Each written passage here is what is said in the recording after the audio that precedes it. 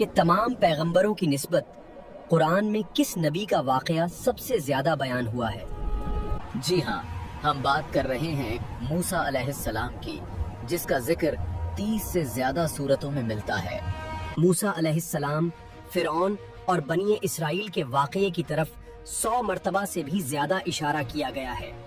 ہم نے قرآن مجید اور احادیث کو جمع کر کے حضرت موسیٰ علیہ السلام کا ایک مکمل واقعہ ترتیب دیا ہے۔ حضرت موسیٰ علیہ السلام کی پیدائش کے وقت مصر پر ایک نہایت ظالم بادشاہ کی حکومت تھی۔ جی ہاں، ہم بات کر رہے ہیں فرعون کی، غرور اور ظلم کی زندہ مثال۔ فرعون، وہ ظالم بادشاہ جس کے سامنے پوری مصر کی دھرتی لرزتی تھی۔ اس کے ایک اشارے پر کئی زندگیاں ختم ہو جاتی تھیں، اور اس کے ایک حکم پر سینکڑوں لوگ غلام بنا لیے جاتے۔ وہ خود کو صرف بادشاہ نہیں بلکہ خود کو خدا سمجھتا تھا۔ کہتا تھا، میں ہوں تمہارا سب سے بڑا رب۔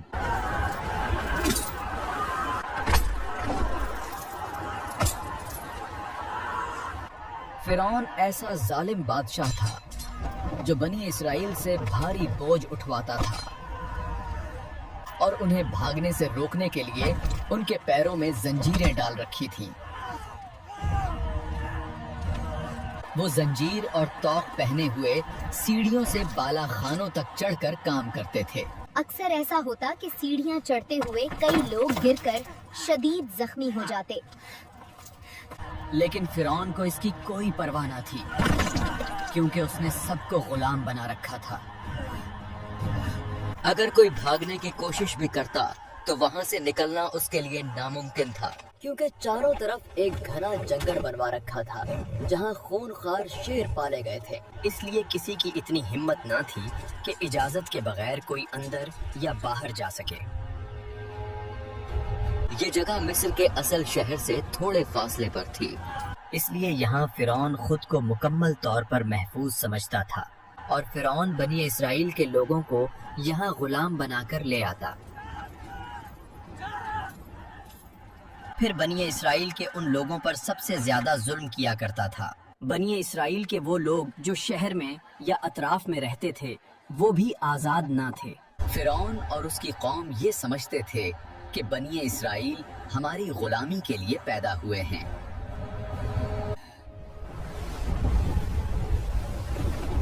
خواب دیکھا ہے کہ ایک بچہ میری حکومت کو ختم کر دیتا ہے، اس بارے میں کچھ بتاؤ۔ جی بالکل، یہ پیشین گوئی ہم نے کتابوں میں بھی پڑھ رکھی ہے، لیکن آپ سے کہنے میں ڈر لگتا تھا کہ کہیں آپ ہم پر غضبناک نہ ہو جائیں۔ بنی اسرائیل میں ایک بچہ پیدا ہوگا جو بڑی طاقت والا ہوگا، وہ آپ کی سلطنت کے خلاف اٹھے گا اور آپ کی حکومت کو ختم کر دے گا۔ میں ان کتابوں کو غلط ثابت کر دوں گا، وہ پیدا ہونے سے پہلے مر جائے گا۔ پھر اس نے ظلم کی وہ انتہا کر دی جس نے دنیا کو لرزا کر رکھ دیا۔ ہر سال ہزاروں جانیں اس خطرے کو دور کرنے کے لیے ختم کر دی جاتی۔ سنا ہے ہمارا نجات دہندہ آنے والا ہے اور فرعون کی حکومت ہمیشہ نہیں رہے گی۔ کیا ہم بھی آزاد ہو جائیں گے؟ جی یہی سنا ہے کہ وہ بنی اسرائیل میں سے ہوگا اور ہمیں آزاد کرائے گا، لیکن فرعون نے تو ہر حاملہ عورت کی نگرانی کے لیے ایک دائی مقرر کر رکھی ہے، پھر کیسے ہوگا؟ اللہ کے حکم سے وہ دائی جو نگرانی کے لیے مقرر تھی حضرت موسیٰ علیہ السلام کی ماں کی سچی ہمدرد بن گئی۔ اس نے سب راز اپنے دل میں چھپا کر رکھے اور حمل کی خبر کسی کو نہ دی، اور یوں شدید خوف کے ان لمحوں میں حضرت موسیٰ علیہ السلام کی ولادت ہو گئی۔ اس گھر میں کوئی بچہ پیدا ہوا ہے تو بتاؤ۔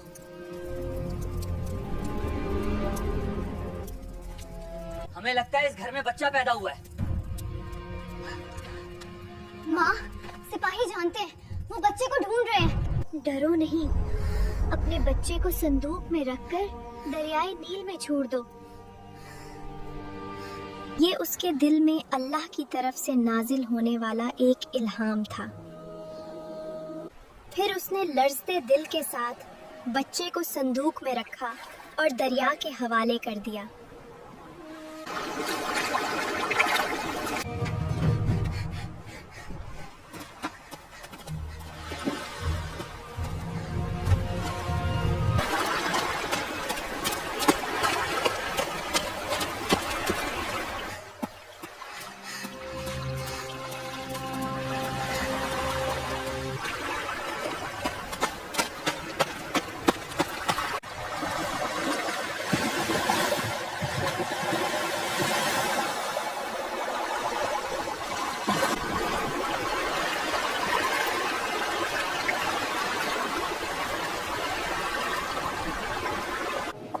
میرا آج دل اداس ہے، میں دریائے نیل کے کنارے جانا چاہتی ہوں۔ اے آسیہ، سپاہیوں کو ساتھ لے جاؤ، لیکن جلد واپس آ جانا۔ یہ تھی حضرت آسیہ بنت مزاحم، نہایت عظیم، بلند مرتبہ اور نورانی خاتون۔ یہ وہ خاتون ہیں جن کا ذکر قرآن کریم میں بھی آیا ہے۔ قرآن مجید میں اللہ تعالیٰ نے انہیں مومنوں کے لیے نمونہ قرار دیا ہے۔ ان کا شمار 4 افضل ترین خواتین میں ہوتا ہے، جنہیں اسلام میں کامل خواتین کے طور پر مثال بنایا گیا ہے۔ حضرت آسیہ فرعون کی زوجہ تھیں، مگر ان کا دل ایمان سے بھرپور تھا، جنہوں نے بعد میں حضرت موسیٰ علیہ السلام کی نبوت کی تصدیق بھی کی۔ جبکہ فرعون کی سخت مخالفت کے باوجود اپنے ایمان میں ثابت قدم رہیں، انہوں نے ظلم برداشت کیے لیکن ایمان سے پیچھے نہ ہٹی، حتیٰ کہ فرعون نے انہیں سخت اذیتیں دیں۔ روایات کے مطابق شہید کرا دیا، بٹ وہ صبر و استقلال کی علامت بن گئیں۔ اچانک حضرت آسیہ کی نگاہ ایک صندوق پر پڑی۔ انہوں نے وہ صندوق پانی سے باہر نکالا تاکہ وہ دیکھ سکے اس میں کیا ہے۔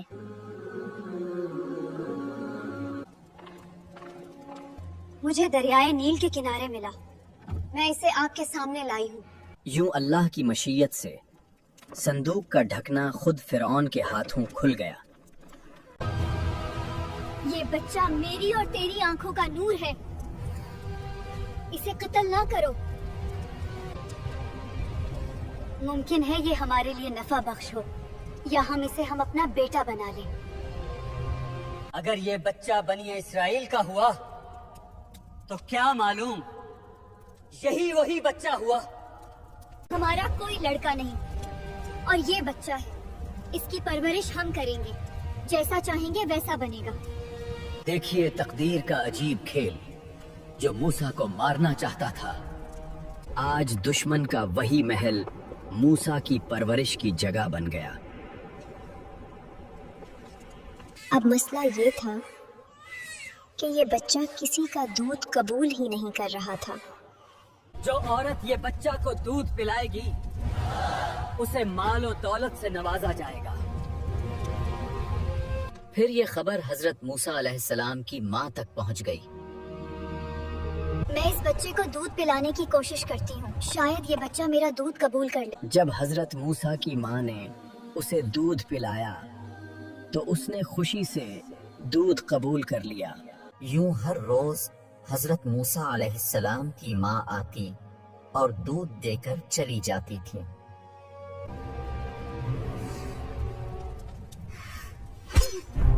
جب آپ اسے اٹھاتی ہیں تو خوش ہوتا ہے، اور جب میں اٹھاتا ہوں تو غصہ کرتا ہے۔ مجھے لگتا ہے یہ جان بوجھ کر ایسا کرتا ہے क्या पता ये वही बच्चा हो जो मेरी हुकूमत खत्म करेगा। नहीं, ये बच्चा है, उसे नहीं पता क्या करना है और क्या नहीं। लेकिन मुझे यकीन है कि ये मेरे लिए खतरा है, इसलिए मुमकिना खतरा पहले मिटा देना चाहिए। नहीं, ऐसा कुछ नहीं। वो एक बच्चा है, भला वो क्या जानता है। वक्त गुजरता रहा, नबी जवान हो चुके थे। सच्चाई, इंसाफ और रहम करने वाले एक अजीम इंसान थे, जबकि फिरौन की सल्तनत में जुल्म बढ़ता ही जा रहा था। इन बेचारों पे क्यों जुल्म कर रहे हो? हम सिर्फ फिरौन के हुक्म के पाबंद हैं, किसी और की बात नहीं सुनेंगे। एक दफा हजरत मूसा अलैहिस्सलाम शहर में दाखिल हुए तो दो आदमियों को लड़ते देखा। एक मोमिन और एक कप्ती फिरौन का पैरोकार था। ये शहर की वो घड़ी थी जब सब सो रहे थे। मूसा ने जुल्म देखकर एक भरपूर घूंसा मारा और कप्ती जमीन पर जा गिरा। ऐ फिरौन, मूसा ने आपके मानने वालों में से एक आदमी को मार डाला है। सिपाहियों,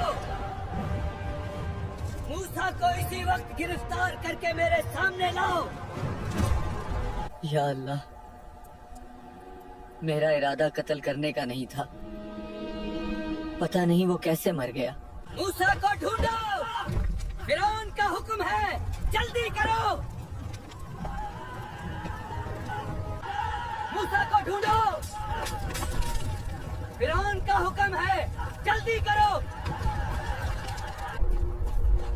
ऐ मूसा, फिरौन के सिपाही आपकी तलाश में हैं, वो आपको कत्ल करवाना चाहता है। या अल्लाह, मुझे रास्ता दिखा, इस वक्त मुझे क्या करना चाहिए? ऐ मूसा, फिरौन जालिम है, तुम्हारा यहाँ रुकना मुनासिब नहीं, मदीन का रुख करो। यूं मूसा अलैहिस्सलाम कई दिन और कई रातें मुसलसल चलते रहे। आखिरकार मूसा अलैहिस्सलाम मदीन पहुंच गए, मगर बहुत थक चुके थे। अब यहाँ उनके लिए रिहाइश का मसला था और उनका खाना भी खत्म हो चुका था। फिर एक कुआं नजर आया जहाँ लोग अपने जानवरों को पानी पिला रहे थे और दो लड़कियां इंतजार कर रही थीं। आप परेशान क्यों खड़ी हैं? किस चीज का इंतजार कर रही हैं? हम इंतजार कर रही हैं। जब तक मर्द लोग अपने जानवरों को पानी ना पिला लें, हम आगे नहीं जा सकते। मुझे दो, मैं पानी पिला दूंगा।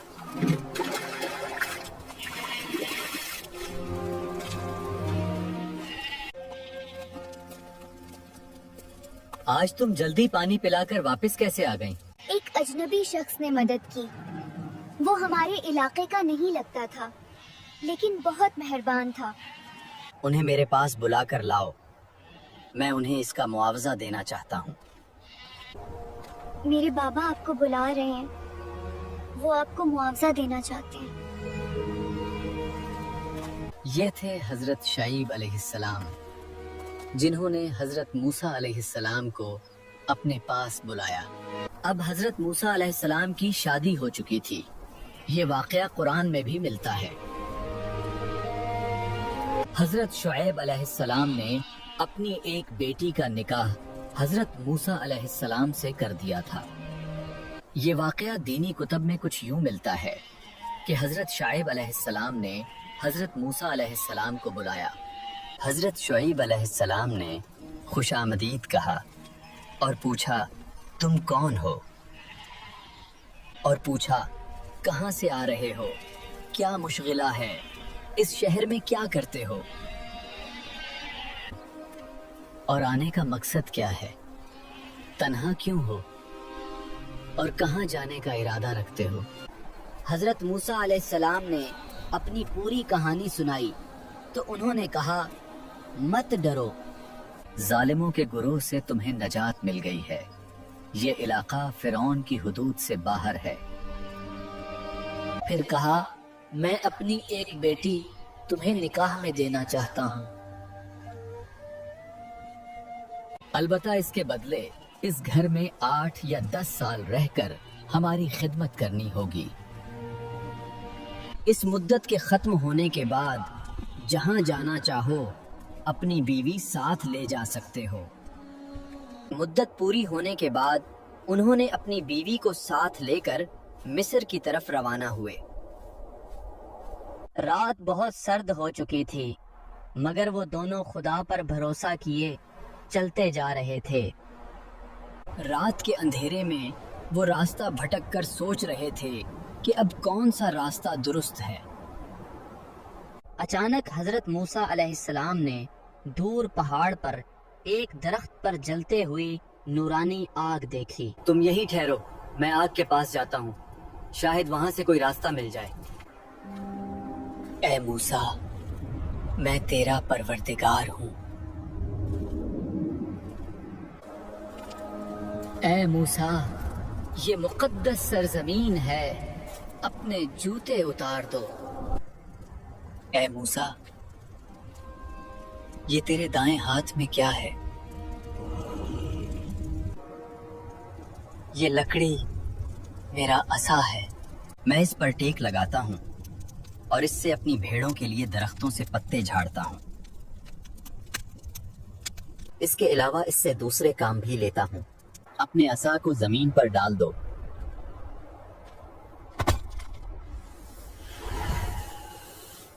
یہ واقعہ دینی کتب میں کچھ یوں ملتا ہے کہ جب انہوں نے عصا پھینکا تو وہ سانپ بن گیا۔ یہ دیکھ کر موسیٰ علیہ السلام ڈرے اور پیچھے ہٹ گئے۔ پھر موسیٰ علیہ السلام نے دوبارہ آواز سنی، واپس آؤ اور ڈرو نہیں، تم امان میں ہو۔ ایک لکڑی کا سانپ میں تبدیل ہو جانا یہ حضرت موسیٰ علیہ السلام کو عطا کردہ پہلا معجزہ تھا۔ پھر اللہ تعالیٰ نے ایک دوسرا معجزہ بھی عطا کیا۔ موسیٰ علیہ السلام کو حکم دیا گیا کہ اپنا ہاتھ اپنے گریبان میں ڈالو اور باہر نکالو۔ موسیٰ علیہ السلام نے جب ہاتھ باہر نکالا تو وہ سفید تھا اور نور سے چمک رہا تھا۔ پھر آواز آئی، اے موسیٰ، یہ 2 معجزے تمہارے پروردگار کی طرف سے آپ کو عطا کیے گئے ہیں۔ پھر حکم ہوا کہ اب فرعون کے پاس جاؤ، انہیں نیکی کی دعوت دو اور بنی اسرائیل کو آزاد کراؤ۔ پھر حضرت موسیٰ علیہ السلام نے عرض کیا، میرے پروردگار، میرا سینہ کھول دے، میرے کام آسان کر دے، میری زبان کی گرہ کھول دے تاکہ وہ میری باتوں کو سمجھیں، اور اس کام میں میرے بھائی ہارون علیہ السلام کو میرا معاون و مددگار بنا دے۔ پھر آواز آئی کہ اے موسیٰ، تمہاری تمام درخواستیں قبول ہیں۔ حضرت موسیٰ علیہ السلام اپنے بھائی ہارون علیہ السلام کے ساتھ فرعون کے پاس پہنچ گئے۔ میں اللہ کا رسول ہوں، بنی اسرائیل کو آزاد کر دو۔ فرعون زور سے ہنسا، جیسے موسیٰ علیہ السلام کی بات اس کے لیے محض ایک مذاق ہو۔ تو اللہ کا رسول ہے اور تیرا رب کون ہے؟ وہی رب جو آسمانوں اور زمین اور جو کچھ ان دونوں کے درمیان ہے اس کا مالک۔ ذرا دیکھو تو یہ شخص کیا کہہ رہا ہے۔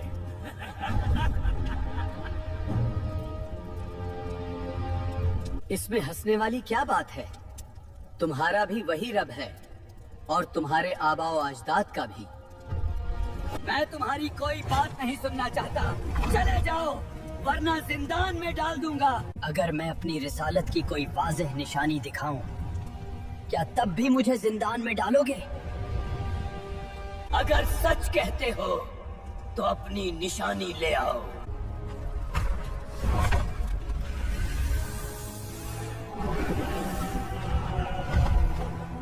بادشاہ سلامت، ڈرے نہیں، یہ جادو کے سوا کچھ نہیں۔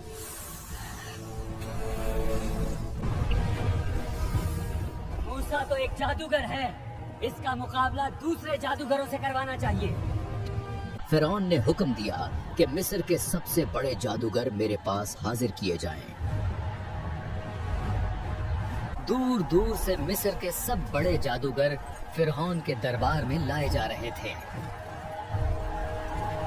اگر ہم مقابلہ جیت گئے تو آپ ہمیں کیا انعام دیں گے؟ جو کچھ تم چاہتے ہو سب کچھ دوں گا، مگر موسیٰ کو ہر حال میں ہرانا ہے۔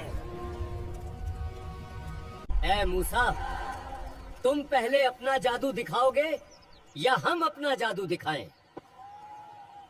میرے پاس جادو نہیں بلکہ اللہ کے عطا کردہ معجزے ہیں۔ تم پہلے اپنا جادو دکھاؤ۔ سب جادوگروں نے اپنی لاٹھیاں اور رسیاں زمین پر ڈالی تو وہ سانپ بن گئیں۔ پھر نبی نے اپنا عصا زمین پر ڈالا، وہ بہت بڑا سانپ بن گیا اور دوسرے سانپوں کو نگل گیا۔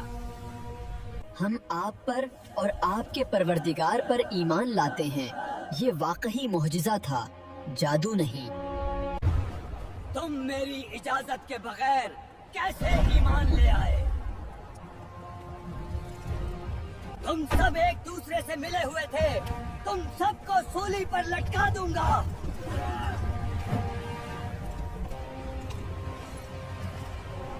اب بھی وقت ہے ایمان لے آؤ، ورنہ جان لو کہ عنقریب اللہ کی طرف سے طرح طرح کے عذاب آنے والے ہیں۔ کہا جاتا ہے کہ پہلا عذاب قحط کی صورت میں آیا مگر فرعون ایمان نہ لایا۔ پھر دوسرا عذاب طوفان کی صورت میں آیا مگر فرعون اور اس کی قوم ایمان نہ لائی۔ اس کے بعد ان کی زراعتوں اور درختوں پر ٹڈیوں نے حملہ کر دیا۔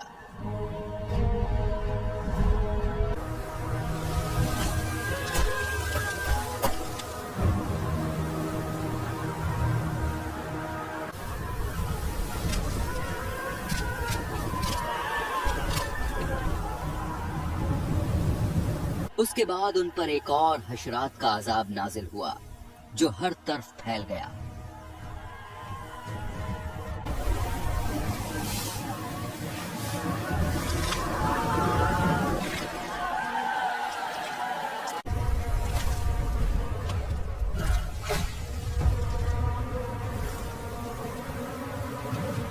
اے فرعون، اب بھی وقت ہے ایمان لے آؤ اور بنی اسرائیل کو آزاد کر دو۔ اس کے بعد ان پر منڈکوں کا عذاب نازل ہوا۔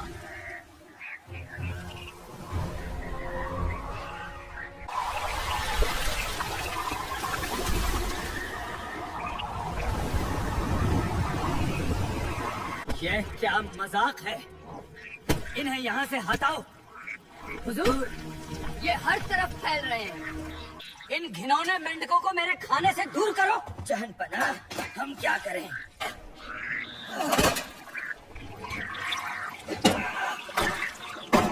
یہ کیا بکواس ہے؟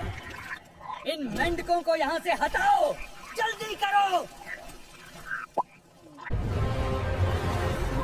یہ کیا بکواس ہے؟ ان گھنونی چیزوں کو مجھ سے دور کرو۔ اس کے بعد ان پر خون کا عذاب نازل ہوا۔ اے موسیٰ، فرعون کبھی نہ مانے گا، چاہے وہ 1000 نشانیاں ہی کیوں نہ دیکھ لے۔ اے موسیٰ، بنی اسرائیل کو لے کر راتوں رات نکل جاؤ۔ فرعون اور اس کے سپاہی بھی آپ کے پیچھے ضرور آئیں گے، لیکن میری مدد تمہارے ساتھ ہے۔ حضرت موسیٰ علیہ السلام بنی اسرائیل کو لے کر روانہ ہو پڑے۔ لیکن جب وہ دریائے نیل پر پہنچے تو پیچھے سے فرعون کا لشکر بھی قریب آ چکا تھا۔ اب تو ہمیں فرعون زندہ نہیں چھوڑے گا، یہاں سے بھاگنے کا کوئی راستہ بھی نہیں۔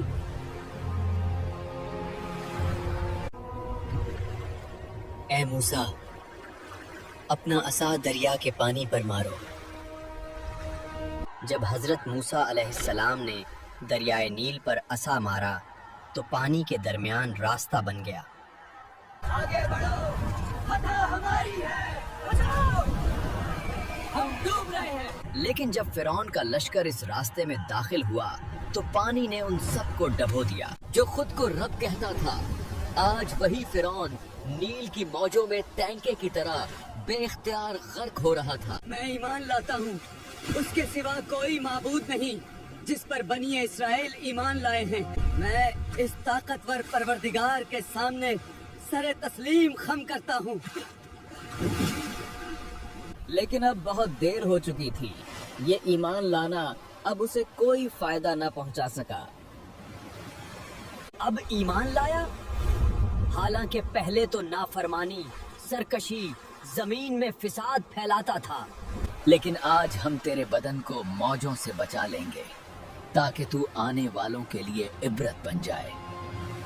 دریا عبور کرنے کے بعد جب بنی اسرائیل آگے بڑھے تو راستے میں انہوں نے ایک قوم کو دیکھا جو اپنے بتوں کے گرد گہری عاجزی، خضوع اور عقیدت کے ساتھ اکٹھی تھی۔ اے موسیٰ، ہمارے لیے بھی بالکل ایسا ہی معبود بنا دو جیسا معبود ان لوگوں کا ہے۔ یہ بنی اسرائیل کے کچھ جاہل افراد تھے جو اس قوم سے متاثر ہو کر یہی تقاضا کرنے لگے۔ حضرت موسیٰ علیہ السلام اس جاہلانہ اور احمقانہ فرمائش پر سخت ناراض ہو گئے۔ یہ آپ مجھ سے کیسی فرمائش کر رہے ہو؟ بے شک تم لوگ جاہل اور بے خبر قوم ہو۔ بنی اسرائیل میں ناشکر گزار افراد کی کثرت تھی، حالانکہ انہوں نے بے شمار معجزے دیکھے۔ قدرت کے اتنے انعامات ان پر ہوئے اور ان کا دشمن فرعون نابود ہو گیا۔ کچھ ہی عرصہ نہ گزرا تھا کہ انہوں نے سب کچھ بھلا دیا اور پھر بت سازی کا سوال کرنے لگے۔ حضرت موسیٰ علیہ السلام بنی اسرائیل کو لے کر صحرا میں آگے بڑھ رہے تھے۔ جب انہوں نے قیام کیا تو حضرت موسیٰ علیہ السلام پر اللہ کی طرف سے ایک حکم نازل ہونے لگا۔ اے موسیٰ، اپنی قوم سے کہو کہ سرزمین مقدس میں داخل ہو جائیں، وہ سرزمین مقدس جو ہم نے تمہارے لیے مقرر کی ہے۔ اور انہیں بتاؤ، اس سلسلے میں مشکلات سے نہ ڈریں، فداکاری سے منہ نہ موڑیں، اور اگر انہوں نے اس حکم سے پیٹ پھیری تو خسارے میں رہیں گے۔ اے موسیٰ، وہاں ایک جابر اور جنگجو قوم رہتی ہے، ہم وہاں کبھی نہیں جائیں گے۔ یہ اللہ کا حکم ہے، ہمیں ہر حال میں وہاں جانا ہے اور ان سے جنگ کرنی ہے۔ ہم کیسے جنگ کر سکتے ہیں؟ وہاں قوم عمالقہ رہتی ہے جو سخت جان اور بلند قامت ہے۔ اگر آپ لوگوں کو یقین نہیں آ رہا تو آپ میں سے چند آدمی وہاں جا کر دیکھ لیں۔ ہاں، یہ بات درست ہے، پہلے ہم وہاں جا کر اس قوم کو دیکھیں گے، پھر جنگ کریں گے۔ پھر بنی اسرائیل کے چند افراد قوم عمالقہ کو دیکھنے کے لیے روانہ ہو گئے۔ یہ تو دیو لگتے ہیں، ہمارے آدمی ڈر جائیں گے۔ ان کا قد اور طاقت دیکھو، وہ دیو ہیکل ہیں، ہم ان سے کیسے لڑ سکتے ہیں؟ وہ بہت مضبوط ہیں۔ مجھے چھوڑ دو یا خدا، یہ کتنا بڑا ہے، ہمیں چپ رہنا ہوگا۔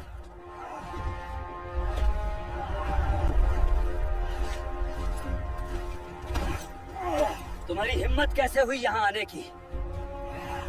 تمہارا سردار کہاں ہے؟ ہمیں نہیں معلوم، خدا کے لیے ہمیں چھوڑ دو۔ تمہیں کس نے بھیجا؟ بولو ورنہ مر جاؤ گے۔ تمہاری ہمت کیسے ہوئی میرے علاقے میں گھسنے کی؟ یہ تمہاری آخری وارننگ ہے، ابھی چلے جاؤ ورنہ میں تم سب کو کچل دوں گا۔ تم میری زمین پر قدم رکھنے کی جرت کرتے ہو، یہ انجام ہے، ابھی نکل جاؤ ورنہ موت تمہارا مقدر ہوگی۔ بچاؤ! بھاگو، جلدی کرو۔ ہم نے عمالیکیوں کو دیکھا، وہ بہت بڑے ہیں، ہمارے آدمیوں ایسے اٹھا لیا جیسے وہ کچھ نہیں تھے۔ ہم ان کے خلاف نہیں جیت سکتے۔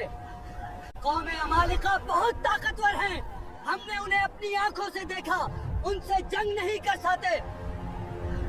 کیا اللہ نے تمہیں فرعون سے نجات نہیں دی؟ پھر تم قوم عمالقہ سے کیوں ڈرتے ہو؟ جب تک وہ لوگ اس سرزمین میں ہیں ہم ہرگز داخل نہیں ہوں گے. تم جانو اور تمہارا پروردگار. تم جاؤ اور عمالقہ سے جنگ کرو. جب کامیاب ہو جاؤ تو ہمیں بتا دینا. ہم یہی بیٹھے ہیں. حضرت موسیٰ علیہ السلام ان لوگوں سے بالکل مایوس ہو گئے اور دعا کے لیے اپنے ہاتھ اٹھا دیے. اے رب، بنی اسرائیل بات نہیں مان رہے. ان فاسق اور سرکش لوگوں سے مجھے علیحدہ کر دے. اے موسیٰ، اب یہ لوگ اس مقدس سرزمین سے 40 سال تک محروم رہیں گے. یہ تو ان کے فائدہ کی بات تھی. وہ زمین طرح طرح کی مادی اور روحانی نعمتوں سے مالا مال ہے. اب ان لوگوں کو 40 سال اسی بیابان میں سرگرداں رہنا ہوگا. اب اس قوم کے سر پر جو کچھ بھی آئے، ان کے اس انجام پر آپ غمگین نہ ہونا.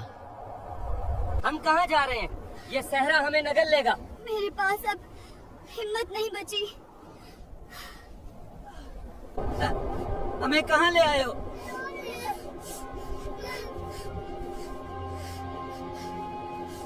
اب وہ قوم اس صحرا میں پریشان تھی. اوپر سے سورج کی سخت گرمی پڑ رہی تھی. ہم نے مصر کیوں چھوڑا؟ کم از کم وہاں کھانا تو تھا. یہ صحرا ہمیں مار ڈالے گا. ہاں، وہاں بہتر تھا. ہمیں واپس جانا چاہیے. یہ دیکھو، یہ وہی پتھر ہے.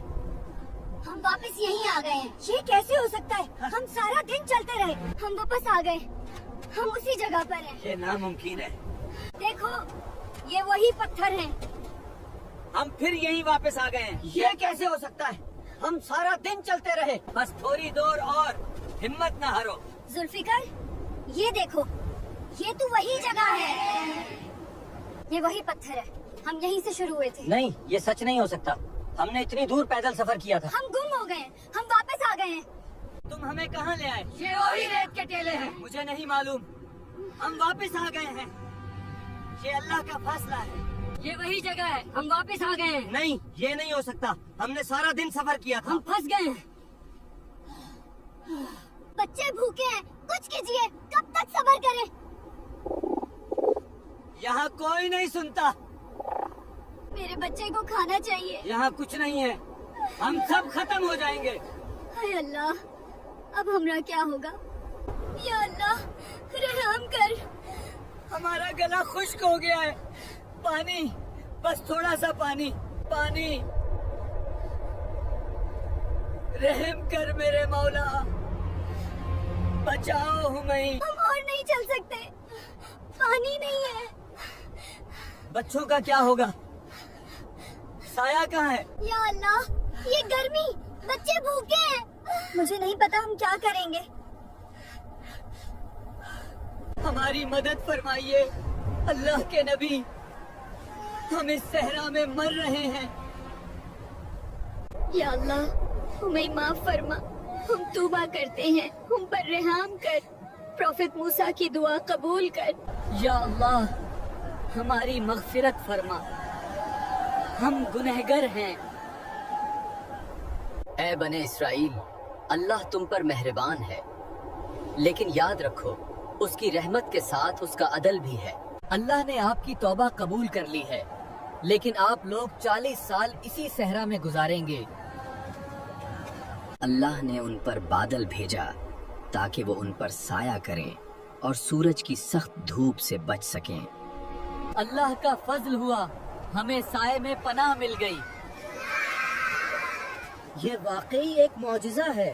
اللہ کا شکر ہے، سایہ آ گیا. دیکھو، کتنی ٹھنڈک ہے.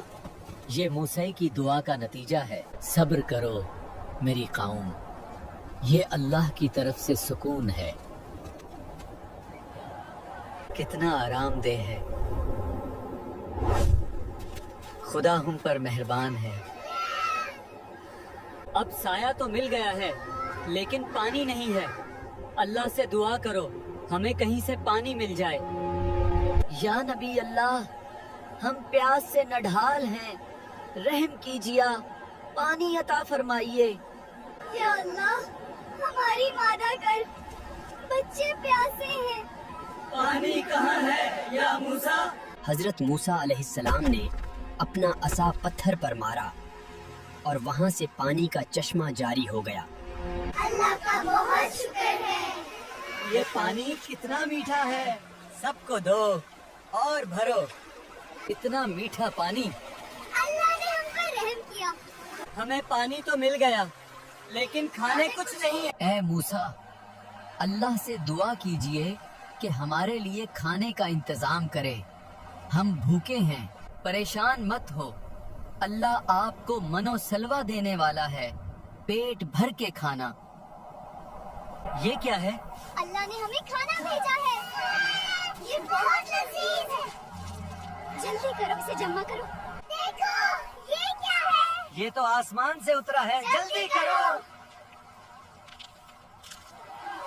یہ کیا ہے؟ آسمان سے پرندے برس رہے ہیں۔ جلدی آؤ، خدا نے ہمیں کھانا بھیجا ہے۔ اب ہم بھوکے نہیں رہیں گے۔ یہ شہد کتنا میٹھا ہے! بے شک یہ ہمارے رب کی رحمت ہے، اور یہ گوشت الحمدللہ، یہ گوشت کتنا اور یہ لذیذ ہے۔ شہد ایسا پہلے کبھی نہیں کھایا۔ تھوڑا اور لیجئے بھائی جان۔ یہ بنی اسرائیل ایک عجیب قوم تھی، اللہ کی اتنی عنایات کے باوجود وہ پھر ناشکرے ہو جاتے تھے۔ ہم کب تک یہ بے ذائقہ من کھاتے رہیں گے؟ کاش ہمارے پاس مصر کی پیاز، لہسن اور سبزیاں ہوتی۔ ہم ابھی بہتر کھانا چاہتے ہیں۔ ہم روز روز یہی کھا کھا کر تھک گئے ہیں۔ ہمیں سبزیاں، پیاز اور لہسن چاہیے۔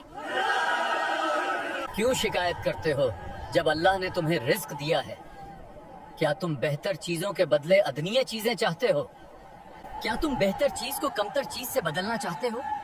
اگر ایسا ہے تو شہر جاؤ، وہاں تمہیں تمہاری مانگی ہوئی ہر چیز مل جائے گی۔ یوں دوبارہ نافرمانی اور ناشکری کے سبب بنی اسرائیل پر ذلت و رسوائی مسلط کر دی گئی۔ پھر ایک دفعہ بنی اسرائیل کے ایک گروہ نے بڑے اصرار سے کہا کہ ہم اللہ کو دیکھنا چاہتے ہیں۔ ہم تیری بات پر ہرگز ایمان نہیں لائیں گے جب تک ہم اللہ کو کھلم کھلا نہ دیکھ لیں۔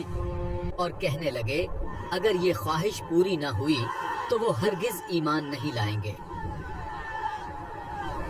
اے میری قوم، اللہ دکھائی نہیں دیتا، یہ تم کس قسم کی فرمائش کر رہے ہو؟ میں 30 دن کے لیے میعاد گاہ جا رہا ہوں، اگر کسی نے اللہ کو دیکھنا ہے تو وہاں میرے ساتھ چلے۔ حالانکہ اللہ دکھائی نہیں دیتا، لیکن آپ ضد کر رہے ہو تو وہاں میں اللہ سے سوال کروں گا۔ پھر حضرت موسیٰ علیہ السلام چند لوگوں کے ساتھ میعاد گاہ کی طرف روانہ ہو گئے۔ جب وہ کوہ طور پر پہنچ گئے تو نبی نے لوگوں کی بات اللہ کی بارگاہ میں پیش کی۔ اے موسیٰ، مجھے نہ اس دنیا میں دیکھ سکتے ہو اور نہ آخرت میں۔ کسی انسان کے اندر اتنی صلاحیت نہیں کہ وہ میرا دیدار کر سکے، لیکن پہاڑ کی جانب نظر کرو، اگر وہ اپنی جگہ پر ٹھہرا رہا تب مجھے دیکھ سکو گے۔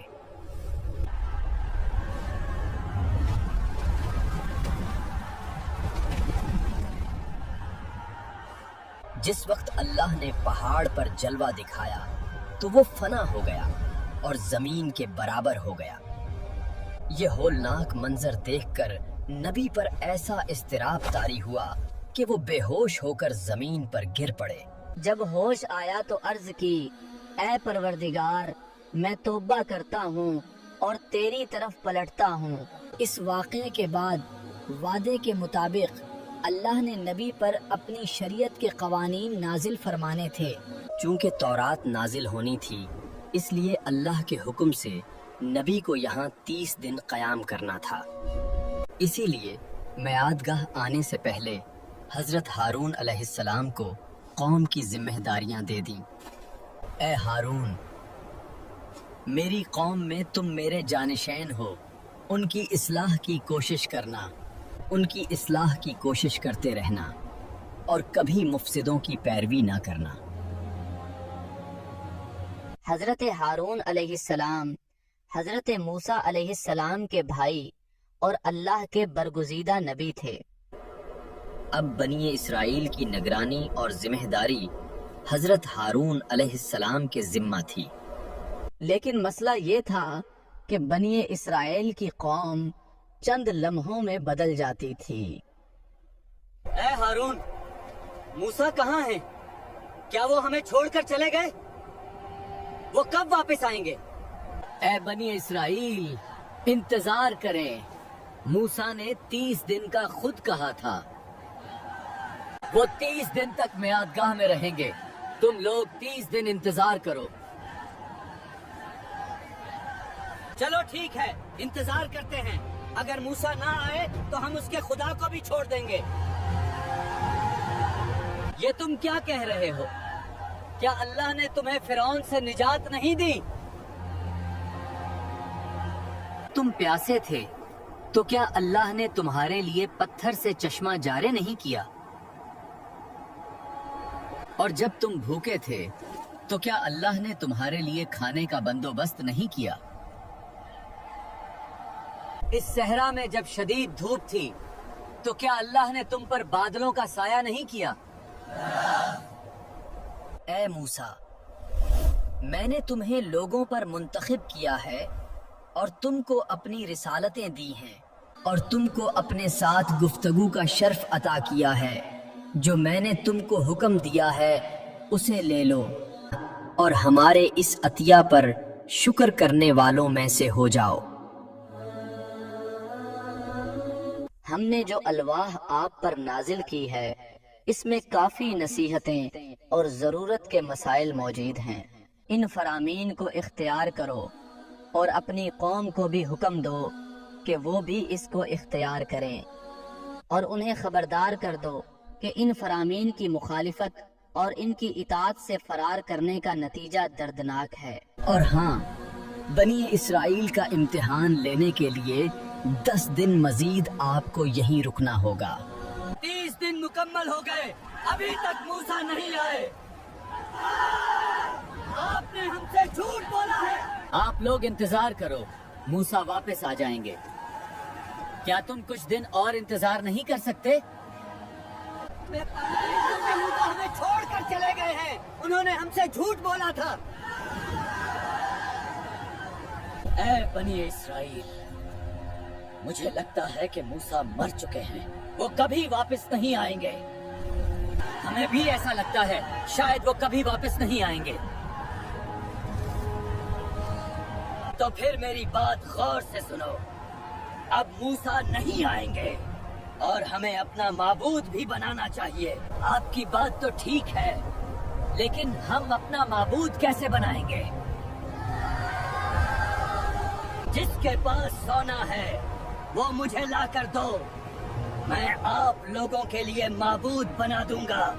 پھر بنی اسرائیل نے اپنے سونے کے زیورات اور آلات جمع کر کے سامری جادوگر کو دے دیے۔ پھر سامری نے سونے کو کٹھائی میں ڈالا، اسے پگھلایا اور اس سے ایک بچھڑے کا مجسمہ بنا دیا۔ یہ ایک بے جان مجسمہ تھا جس میں سے صرف ہوا کے گزرنے پر گائے جیسی آواز نکلتی تھی۔ مگر بنی اسرائیل اتنی جاہل قوم تھی کہ وہ اسے اپنا ایک معبود سمجھ بیٹھے۔ یہ وہی سامری جادوگر تھا جس نے بنی اسرائیل کو گمراہ کر کے ان کے لیے ایک جھوٹا معبود بنا دیا تھا۔ یہ تھا سامری جادوگر جس نے بنی اسرائیل کو گمراہ کر کے ان کے لیے ایک جھوٹا معبود بنا دیا تھا۔ اے ہارون، ہمیں اپنا معبود مل گیا ہے، وہ سونے کا ہے اور اس میں سے گائے کی آواز بھی آتی ہے۔ تم کتنے جاہل ہو، بھلا سونے کا ایک بچڑا کیسے معبود ہو سکتا ہے؟ وہی ہمارا معبود ہے، اس میں سے گائے کی آواز آتی ہے، اب ہم اسی کے سامنے عبادت کریں گے۔ بنی اسرائیل کی ایک بہت بڑی جماعت گمراہ ہو چکی تھی، اب ہارون علیہ السلام بھی کچھ نہیں کر سکتے تھے۔ اے موسیٰ، میں نے تمہارے پیچھے تمہاری قوم کی آزمائش لی، لیکن وہ پورے نہ اترے۔ سامری نے انہیں گمراہ کر دیا ہے، اب تیری قوم ایک بچڑے کی عبادت کرنے لگی ہے۔ جب نبی واپس آئے تو بے اختیار تورات کی الواح زمین پر گر گئیں اور سب سے پہلے اپنے بھائی کے پاس گئے۔ کیا تم نے بنی اسرائیل کے عقائد کی حفاظت میں کوتاہی کی اور میرے فرمان کی مخالفت کی؟ اے میرے بھائی، اس نادان امت کے باعث ہم اس قدر قلیل ہو گئے کہ قریب تھا مجھے قتل کر دیا جاتا، اس لیے میں بے گناہ ہوں، اور آپ کوئی ایسا کام نہ کریں کہ دشمن ہم پر ہنسیں، اور آپ اس قوم کو اچھی طرح جانتے ہیں، مجھے اس ستمگر امت کی صف میں قرار نہ دیں۔ اے میری قوم، یہ تم نے کیا کر دیا؟ تم نے بچڑے کو منتخب کر کے اپنے اوپر ظلم کیا ہے۔ یہ سامری کا کام ہے، اس نے ہمارے لیے بچڑے کو معبود بنا دیا ہے۔ تم تو ایسے بات کر رہے ہو جیسے تم لوگوں نے کچھ کیا ہی نہ ہو۔ آپ لوگوں نے اللہ کے مقابلے میں بچڑے کو معبود سمجھ کر سب سے بڑا جرم کیا ہے۔ مجھے یہ بتاؤ کہ سامری کہاں ہے جس نے تمہارے لیے معبود بنایا ہے؟ یہ کیا کام تھا جو تم نے انجام دیا؟ تجھے کس چیز نے اس بات پر آمادہ کیا؟ یہ قوم بدی کی طرف مائل تھی، اس لیے میں نے بھی انہیں اسی راہ پر لگا دیا۔ میں تیری شکل نہیں دیکھنا چاہتا، تو لوگوں کے درمیان سے اسی وقت نکل جا۔ اب تمہیں ایسی بیماری لگے گی کہ کوئی تم سے مس بھی نہیں کر سکے گا۔ اگر کوئی مس کرے گا تو اسے بھی بیماری لگ جائے گی۔ اب تیری زندگی اسی عذاب میں گزرے گی۔ اب ساری زندگی جو بھی آپ کے قریب آئے گا تو کہتا پھرے گا مجھ سے مس نہ ہو۔ لوگوں، میری مدد کرو، مجھ سے دور مت جاؤ۔ سامری کی حالت دیکھو، ہمیں بھی موسیٰ کے پاس جا کر توبہ کرنی چاہیے۔ اگر ہم نے توبہ نہ کی تو ہمارا حال بھی سامری جیسا ہوگا۔ جلدی کرو، موسیٰ کے پاس چلو۔ اے موسیٰ، ہم توبہ کرتے ہیں، ہمیں معاف کر دو، ہم پر عذاب نازل نہ کرنا۔ تم لوگوں نے بہت بڑا گناہ کیا ہے، تم نے شرک کیا ہے، اور شرک سب سے بڑا گناہ ہے۔ اے موسیٰ، ہم سے غلطی ہو گئی تھی، اب ہم سچی توبہ کرنا چاہتے ہیں۔ اچھا، وہ تمام لوگ جنہوں نے بچڑے کی عبادت کی تھی غسل کریں، کفن پہن کر میرے پاس آئیں، کفن پہن کر آئیں اور رات کی تاریکی میں ایک دوسرے کو قتل کریں۔ توبہ کی اب یہی صورت ہے۔ ہم حاضر ہیں، اے موسیٰ، ہمارے گناہوں کی معافی دیں۔ اے خدا، ہم کیا کر رہے ہیں؟ یہ کیا حالت ہے؟ اب بس کرو۔ آپ لوگوں کی توبہ قبول ہو گئی ہے۔ یوں بنی اسرائیل کی توبہ قبول ہوئی اور ان کی زندگی دوبارہ معمول پر آ گئی۔ میں تمہارے سامنے آسمانی کتاب لے کر آیا ہوں جو دین کے احکام اور حلال و حرام پر مشتمل ہے۔ یہ وہ احکام ہیں جنہیں خدا نے تمہارے لیے عملی پروگرام بنایا ہے، اسے لے کر اس کے احکام پر عمل کرو۔ اے موسیٰ، اس میں مشکل احکام ہیں، ہم یہ نہیں لے سکتے، ہمیں یہ قبول نہیں۔ اے میری قوم، تم نے پھر نافرمانی کرنا شروع کر دی، کیا تم اللہ کے حکم نہیں مانو گے؟ اے موسیٰ، اس میں مشکل احکام ہیں، ہمیں قبول نہیں، ہم اس تورات کو نہیں لے سکتے۔ اگر تم نے اس تورات کو نہیں لینا تو پھر جلد تم پر اللہ کا عذاب آنے والا ہے۔ اے خدا،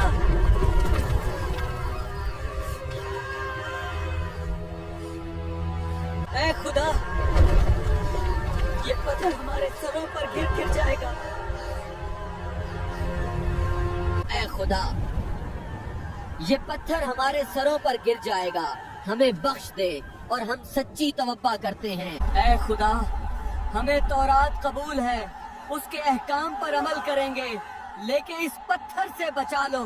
یوں ان کی دعا قبول ہوئی اور پتھر دور جا گرا۔ قرآن مجید اور احادیث میں قارون کا ذکر بھی ملتا ہے، جس کو یہاں ذکر کرنا ضروری ہے۔ قارون حضرت موسیٰ علیہ السلام کا چچا زاد بھائی تھا۔ وہ صرف رشتہ دار ہی نہیں بلکہ ایک ذہین، محنتی اور تورات کا بڑا عالم بھی تھا۔ لیکن علم کے ساتھ ساتھ اس کے دل میں دنیا کی محبت بھی پروان چڑھ رہی تھی۔ اب سوال یہ پیدا ہوتا ہے کہ قارون کو اتنی دولت کہاں سے ملی اور نافرمان کیوں ہوا؟ کہا جاتا ہے کہ قارون نے حضرت موسیٰ علیہ السلام سے غربت کی شکایت کی۔ اے موسیٰ، مجھے اس دنیا میں اتنا مال چاہیے کہ میں دوسروں کا محتاج نہ رہوں۔ اگر مجھے مال و دولت مل جائے تو میں آپ کے مشن میں مدد کروں گا۔ کہا جاتا ہے کہ جب نبی نے دعا کی تو اللہ نے قارون کو علم کیمیا عطا کیا۔ اس علم کے ذریعے وہ آسانی سے ہیرے، جواہرات اور سونا چاندی زمین سے نکال سکتا تھا۔ قارون کے گھر میں دولت کی بارش ہونے لگی۔ سونے، چاندی اور ہیرے جواہرات کے انبار لگ گئے۔ اس کی دولت اتنی زیادہ تھی کہ لوگ اسے قارون کا خزانہ کہنے لگے۔ قرآن کریم نے اس کے خزانوں کی چابیوں کا ذکر کیا ہے، جن کے بوجھ کو اٹھانے کے لیے ایک طاقتور جماعت کو پسینہ آ جاتا تھا۔ اندازہ لگائیے، جب چابیوں کا یہ حال تھا تو خزانوں کا عالم کیا ہوگا۔ وقت گزرنے کے ساتھ اس دولت نے قارون کا دل پتھر کر دیا۔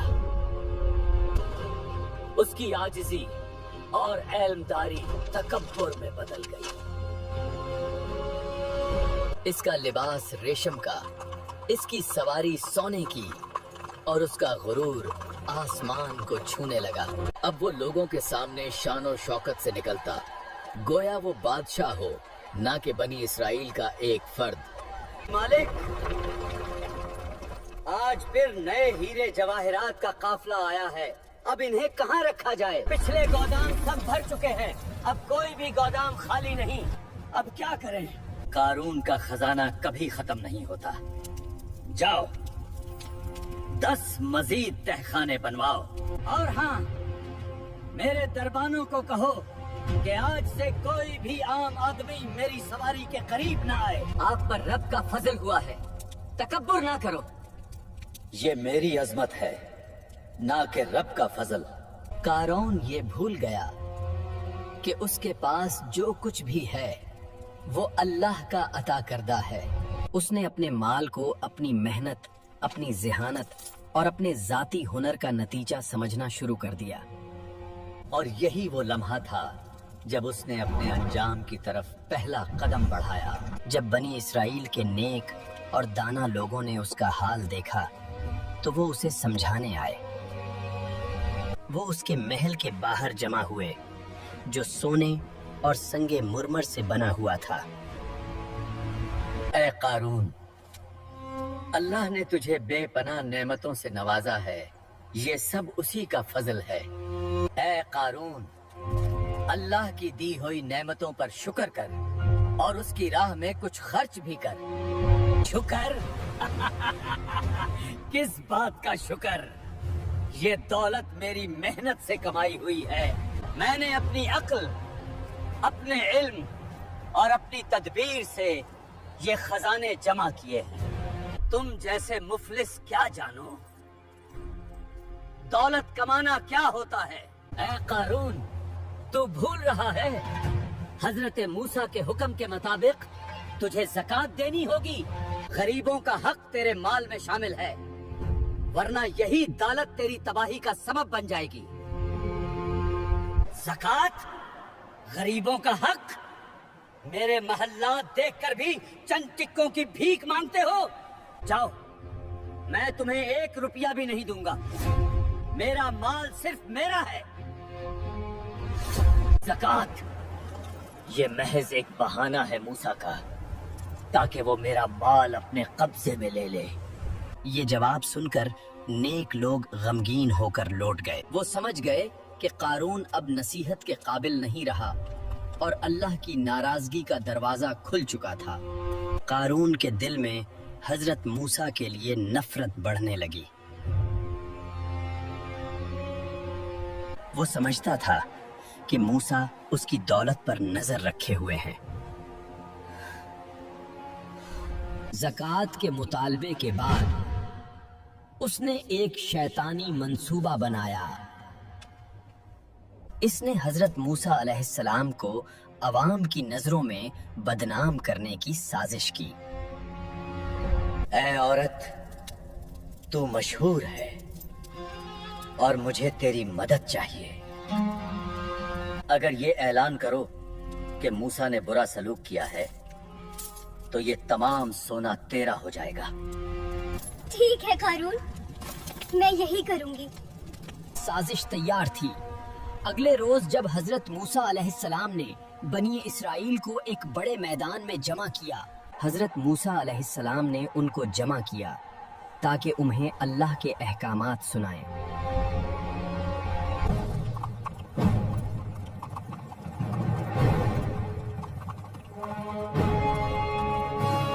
قارون بھی اپنی پوری شان و شوکت، اپنے نوکروں اور اپنے سونے کے لباس میں وہاں پہنچا۔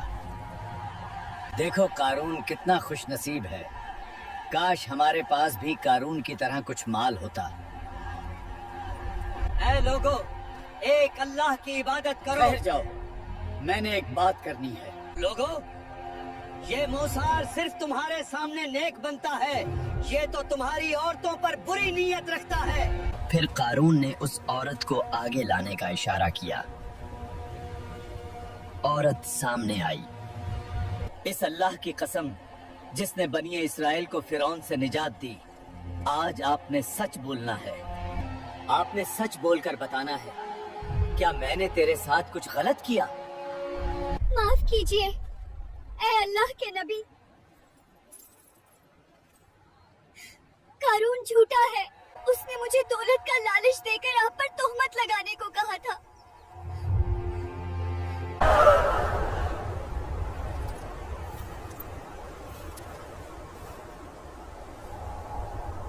اے رب، قارون نے حد پار کر دی، احکامات کو جھٹلایا، بہتان لگایا۔ اب تو ہی فیصلہ فرما۔ زمین لرزنے لگی۔ میدان میں قارون اور اس کے محل کے بیچ کی زمین پھٹنا شروع ہو گئی۔ بچاؤ، میرا خزانہ، مجھے نکالو۔ زمین نے اسے اور اس کے تمام خزانوں کو ایک ہی لمحے میں اپنے اندر جذب کر لیا۔ اس کا محل، اس کی دولت، اس کا غرور، سب ہمیشہ کے لیے مٹی کا حصہ بن گئے۔ وقت گزرتا رہا اور بنی اسرائیل کے الگ الگ قبیلے اس صحرا میں آباد ہو چکے تھے۔ ایک دن ایک عجیب واقعہ رونما ہوا۔ بنی اسرائیل میں سے ایک شخص نامعلوم طور پر قتل ہو گیا۔ یہ ایک بہت بڑا مسئلہ بن چکا تھا۔ ایک قبیلہ دوسرے قبیلے پر قتل کا الزام لگانے لگا۔ بنی اسرائیل کے قبائل کے درمیان جھگڑا اور نزاع شروع ہو جاتا ہے۔ جھگڑا ختم کرنے کے لیے مقدمہ حضرت موسیٰ علیہ السلام کی خدمت میں پیش کیا جاتا ہے۔ قاتل کو تلاش کرنے کے لیے گائے جو تمہیں مل جائے اسے ذبح کرو۔ ذبح شدہ گائے کا ایک حصہ اس مقتول کے جسم پر لگاؤ تاکہ وہ زندہ ہو کر اپنے قاتل کا نام بتا دے۔ کیا تم ہم سے مذاق کرتے ہو؟ یہ بھلا کیسے ممکن ہے؟ میں تم سے مذاق نہیں کر رہا، میں خدا سے پناہ مانگتا ہوں کہ میں جاہلوں میں سے ہو جاؤں۔ اگر ایسا ہی ہے تو اللہ سے کہو کہ ہمارے لیے مشخص و معین کرے کہ وہ گائے کس قسم کی ہو۔ خدا فرماتا ہے ایسی گائے ہو جو نہ بہت بوڑھی ہو اور نہ ہی جوان، بلکہ ان کے درمیان ہو۔ کہنے لگے اپنے پروردگار سے دعا کرو کہ وہ ہمارے لیے واضح کرے کہ اس کا رنگ کیسا ہو۔ وہ گائے ساری کی ساری زرد رنگ کی ہو، جس کا رنگ دیکھنے والوں کو اچھا لگے۔ اپنے پروردگار سے کہو مزید واضح کرے، کیونکہ یہ گائے ہمارے لیے واضح نہیں ہے۔ خدا فرماتا ہے وہ ایسی گائے ہو جو اتنی سدھائی ہوئی نہ ہو کہ زمینوں پر کام کرے، بلکہ ہر عیب سے پاک ہو، حتیٰ کہ اس میں کسی قسم کا دوسرا رنگ نہ ہو۔ اب کے بہانہ سازی کے لیے ان کے پاس کوئی سوال باقی نہ تھا۔ جتنے سوالات وہ کر سکتے تھے سب ختم ہو گئے۔ اس قسم کی گائے اس علاقے میں ایک ہی تھی۔ بنی اسرائیل نے اسے بہت مہنگے داموں خریدا۔ کہتے ہیں اس گائے کا مالک ایک انتہائی نیک آدمی تھا جو اپنے باپ کا بہت احترام کرتا تھا۔ ایک دن جب اس کا باپ سویا ہوا تھا، اسے ایک نہایت نفع بخش معاملہ درپیش آیا۔ صندوق کی چابی اس کے باپ کے پاس تھی۔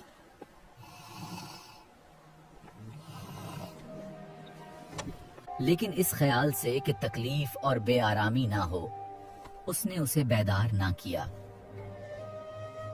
باپ بیدار ہوا تو اسے واقعہ سے آگاہی ہوئی۔ اس نیکی کی وجہ سے اس نے وہ گائے اپنے بیٹے کو بخش دی۔ اس طرح اللہ نے بھی یوں موقع فراہم کیا اور اس نیک بیٹے کو بے پناہ نفع سے نوازا۔ بنی اسرائیل نے گائے کو ذبح کیا اور اس کا خون مقتول کے جسم پر لگایا تو وہ زندہ ہو گیا۔ اور اپنے قاتل جو اس کا چچا زاد بھائی تھا کی نشاندہی کرا دی۔ قرآن مجید اور احادیث میں ایک عالم سے ملاقات کا واقعہ بھی ملتا ہے۔ اے بنی اسرائیل، اللہ نے مجھے تم پر اپنی نعمتوں کے ساتھ بھیجا ہے اور اس کے علم کا کوئی کنارہ نہیں۔ اے موسیٰ، میرا ایک سوال ہے، روئے زمین پر سب سے زیادہ علم رکھنے والا کون ہے؟ میں اپنے آپ سے بڑھ کر کسی کے عالم ہونے کا علم نہیں رکھتا۔ اے موسیٰ، ہمارا ایک بندہ بحرین کے جمع ہونے کی جگہ میں ہے جو تجھ سے زیادہ علم رکھتا ہے۔ میں اس عالم کی زیارت کرنا چاہتا ہوں اور ہمیں راہ دکھا۔ یہ در حقیقت ایک سبق دینا تھا تاکہ موسیٰ تمام علم اور فضل کے باوجود خود کو افضل نہ سمجھیں۔ حضرت موسیٰ علیہ السلام اور خضر علیہ السلام جو اس زمانے کے بڑے عالم تھے، ان کا واقعہ بھی بہت عجیب ہے۔ یہ واقعہ نشاندہی کرتا ہے کہ حضرت موسیٰ جیسے اولو العزم پیغمبر بھی بعض پہلوؤں سے محدود علم رکھتے تھے۔ یوں وہ استاد کی تلاش میں نکلے تاکہ اس سے درس لیں، اور استاد نے ایسے سبق دیے جو ہر ایک دوسرے سے زیادہ عجیب تھے۔ اس داستان میں بہت سے اہم نکات پوشیدہ ہیں۔ حضرت موسیٰ علیہ السلام اپنے ایک ساتھی کے ساتھ اس ہستی کی تلاش میں نکل پڑے۔ وہ اس کی جستجو میں دربدر پھر رہے تھے اور پختہ ارادے کے ساتھ اسے ڈھونڈ رہے تھے۔ وہ ایک ایسے شخص کی تلاش میں تھے جو حضرت موسیٰ کی آنکھوں کے سامنے سے بھی حجاب ہٹا سکتا تھا، اور وہ نئے نئے حقائق سے روشناس کروا سکتا تھا، اور ان کے لیے علوم و دانش کے تازہ باب کھول سکتا تھا۔ موسیٰ نے اپنے ساتھی سے کہا، ہم کوشش جاری رکھیں گے یہاں تک کہ دو دریاؤں کے ملنے کی جگہ تک پہنچ جائیں۔ البتہ میں تو کوشش جاری رکھوں گا یہاں تک کہ اپنا مقصد حاصل نہ کر لوں۔ حضرت موسیٰ علیہ السلام کا مقصد یہ تھا کہ جس کی مجھے تلاش ہے میں اسے ڈھونڈ کر رہوں گا، چاہے اس کے لیے مجھے سال ہا سال تک سفر ہی کیوں نہ کرنا پڑے۔ پھر انہوں نے ایک پتھر کے قریب پناہ لی اور تھوڑی دیر کے لیے آرام کیا۔ حضرت موسیٰ علیہ السلام آرام فرما رہے تھے اور ان کا ساتھی نمک لگی مچھلی کو دریا کے پانی سے دھونے لگا۔ وہ مردہ مچھلی حیران کن انداز میں زندہ ہو گئی اور دریا کے پانی میں چلی گئی۔ جب موسیٰ علیہ السلام کو بتانا چاہا تو دیکھا کہ وہ سو رہے ہیں، اس لیے وہ یہ واقعہ نہ بتا سکے۔ جب موسیٰ بیدار ہوئے تو اس کا ساتھی یہ واقعہ انہیں بتانا بھول گیا۔ آخر کار موسیٰ اور ان کے ہمراہی دو دریاؤں کے سنگم سے آگے نکل گئے۔ लंबे सफर की वजह से उन्हें खस्तगी का एहसास हुआ और भूख का एहसास भी शदीद होने लगा। हमारा खाना लाइए। इस सफर ने तो हमें बहुत थका दिया है। उसके साथी ने कहा, जब पत्थर के पास आराम किया था तो मछली का एक अजीब वाकया हुआ था। मैं मछली के बारे में बताना चाहता था, मगर यकीनन शैतान ही था जिसने ये बात मुझे भुला दी। हुआ ये कि मछली हैरान कुन तरीके से जिंदा होकर दरिया की राह ली और पानी में चलती बनी। ये मामला मूसा अलैहिस्सलाम के लिए खैदर अलैहिस्सलाम को तलाश करने की एक वाज़ेह निशानी था। मूसा अलैहिस्सलाम ने कहा, यही तो हमें चाहिए था और यही चीज तो हम ढूंढते फिरते थे। और जब वो पत्थर के पास पलटे तो उनकी मुलाकात दानिश्वर से हो गई। ये थे हजरत खिज़र अलैहिस्सलाम, जिसको अल्लाह ने कुरान में आलिम और दानिश्वर कहा है। क्या मुझे इजाज़त है कि मैं आपका शागिर्द बन जाऊं, ताकि जो इल्म आपको अता किया गया है उसमें से कुछ सीख सकूं? मैं आपका शागिर्द बनना चाहता हूं, ताकि जो इल्म आपको अता किया गया है उसमें से कुछ सीख सकूं।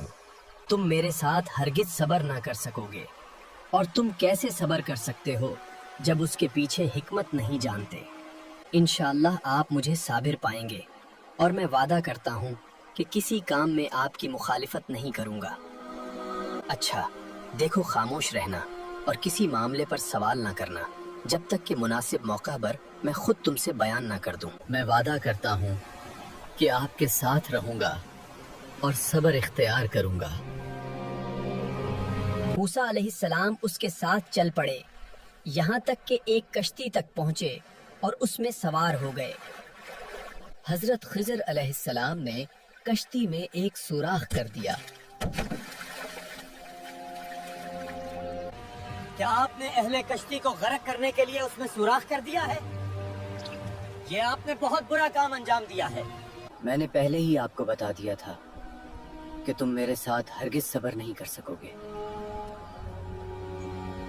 इस भूल पर मुझसे मुआखिजा ना कीजिए और इस काम पर मुझ पर सख्तगेरी ना कीजिए। मैं कोशिश करूंगा कि अब खामोश रहूं। इस बार माफ कर दीजिए। उनका दरियाई सफर खत्म हो गया और वो कश्ती से उतर आए। कश्ती के वाक़ये के बाद सफ़र के दौरान उनकी मुलाकात रास्ते में एक लड़के से हुई।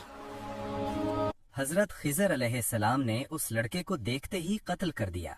क्या आपने एक बेगुनाह और पाक इंसान को कत्ल कर दिया है, जबकि उसने किसी को कत्ल नहीं किया? आपने ये फ़ैल अंजाम देकर बेशक बहुत बुरा काम अंजाम दिया है। क्या मैंने तुमसे नहीं कहा था कि तुम हरगिज मेरे साथ सब्र ना कर सकोगे? मैं माजरत चाहता हूँ, इस दफा भी मेरी गलती को नजरअंदाज कर दीजिए। अगर इसके बाद वजाहत का तकाजा करूं तो फिर बेशक मुझे साथ न रखें। इस गुफ्तगू और नए माहिदे के बाद मूसा अलैहिस्सलाम अपने उस्ताद के साथ दोबारा चल पड़े। चलते चलते वो एक बस्ती में पहुंचे और उन्होंने वहां के लोगों से खाना मांगा, लेकिन बस्ती वालों ने उन्हें मेहमान बनाने से इनकार कर दिया।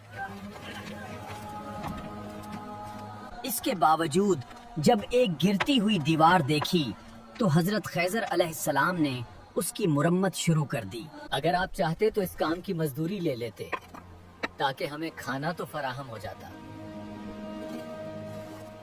वो अपने मुआहिदे को फिर भूल गए और एतराज किया कि इस काम की कुछ मजदूरी ले लेते।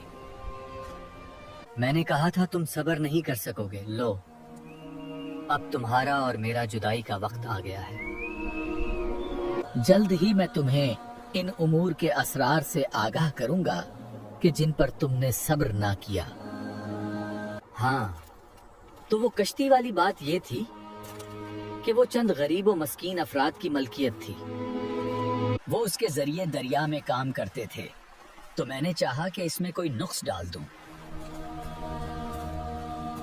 ظاہراً کشتی میں سوراخ کرنا تو برا لگتا تھا، لیکن اس کام میں ایک اہم مقصد پوشیدہ تھا، اور وہ تھا کشتی کے غریب مالکوں کو ایک غاصب بادشاہ کے ظلم سے بچانا، کیونکہ اس کے نزدیک عیبدار کشتیاں اس کے کام کی نہ تھیں، اور ایسی کشتیوں پر وہ قبضہ نہیں جماتا تھا۔ خلاصہ یہ کہ یہ کام چند مسکینوں کے مفاد کی حفاظت کے لیے تھا، اور اسے انجام پانا ہی چاہیے تھا۔ اس کے بعد حضرت خضر علیہ السلام لڑکے کے قتل کے مسئلے کی طرف آتے ہیں اور کہتے ہیں، رہا وہ لڑکا تو اس کے ماں باپ صاحب ایمان تھے، اور اللہ تعالیٰ کو علم تھا کہ وہ بڑا ہو کر اپنے ماں باپ کو راہ ایمان سے بھٹکا دے گا اور سرکشی و کفر پر ابھارے گا، اس لیے اللہ کے حکم سے قتل کر دیا۔ بہرحال حضرت خضر علیہ السلام نے اس لڑکے کو قتل کر دیا، اور اس لڑکے کے زندہ رہنے کی صورت میں اس کے ماں باپ کو آئندہ جو ناگوار واقعات پیش آنے والے تھے انہیں اس قتل کی دلیل قرار دیا۔ اس کے بعد مزید فرمایا، ہم نے چاہا کہ ان کا رب ان کو اس کے بدلے زیادہ پاک اور زیادہ محبت اولاد عطا فرمائے۔ اور تیسرے کام یعنی دیوار بنانے کے واقعے کا جواب یہ دیا کہ رہی دیوار کی بات تو وہ اس شہر کے 2 یتیم بچوں کی تھی۔ اس دیوار کے نیچے ان کا خزانہ چھپا ہوا تھا، اور ان کا باپ ایک نیک اور صالح شخص تھا۔ پروردگار چاہتا تھا کہ وہ بالغ ہو جائیں اور اپنا خزانہ نکال لیں، اور ان کے نیک ماں باپ کی وجہ سے میں مامور تھا کہ اس دیوار کو تعمیر کروں کہ کہیں وہ گر نہ جائے اور خزانہ ظاہر ہو کر خطرے سے دوچار نہ ہو جائے۔